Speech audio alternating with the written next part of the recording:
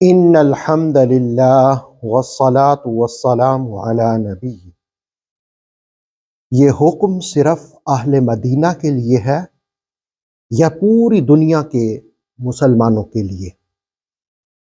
سورہ بقرہ کی آیت نمبر 149 کے ضمن میں اس حکم کے بارے میں جانتے ہیں۔ وَمِنْ حَيْثُ خَرَجْتَ، اور آپ جدھر سے بھی باہر نکلیں، فَوَلِّ وَجْهَكَ شَطْرَ الْمَسْجِدِ الْحَرَامِ، تو آپ اپنا چہرہ مسجد حرام ہی کی طرف پھیر لیں۔ وَإِنَّهُ لَلْحَقُّ مِن رَبِّكَ، اور یقیناً یہی حق ہے تمہارے رب کی طرف سے۔ وَمَا اللَّهُ بِغَافِلٍ عَمَّا تَعْمَلُونَ، اور اللہ تعالیٰ تمہارے کاموں سے بے خبر نہیں ہے۔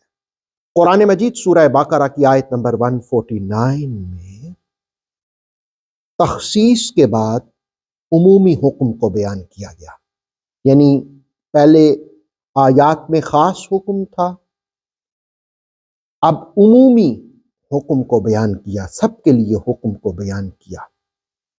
پہلی آیات میں چونکہ تحویل قبلہ کا ذکر ہوا تھا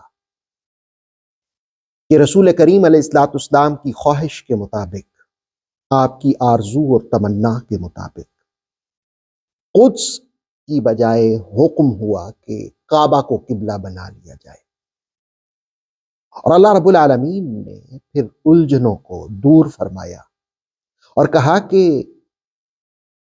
اسوہ رسول کو اپناتے ہوئے تم جہاں کہیں بھی ہو، وَمِنْ حَيْثُ خَرَجْتَ فَوَلِّ وَجْهَكَ شَطْرَ الْمَسْجِدِ الْحَرَامِ، جہاں کہیں بھی ہو، جدھر سے بھی آؤ، اپنے رخ مسجد حرام کی جانب پھیر لیں۔ یہ جو وَمِنْ حَيْثُ کہا گیا نا، اس میں اس بات کی طرف اشارہ ہے کہ جگہ بدلنے سے، شہر بدلنے سے، ملک بدلنے سے، مقام بدلنے سے دین نہیں بدلتا، دین وہی رہتا ہے، کیونکہ یہ دین آفاقی ہے۔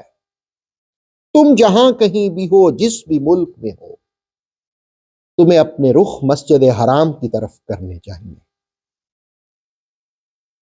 مفسرین نے یہ بات بھی رقم کی کہ 3 حالتیں ہیں انسانوں کی، مسلمانوں کی۔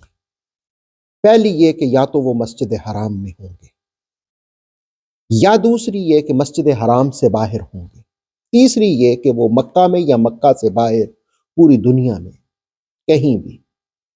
تو بات کو 3 مرتبہ کیا گیا، دہرایا گیا۔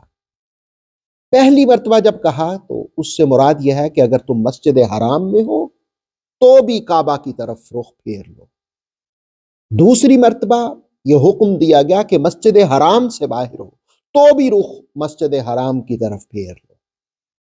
اور تیسری مرتبہ کہ تم دنیا بھر میں جہاں بھی ہو، جہاں بھی ہو،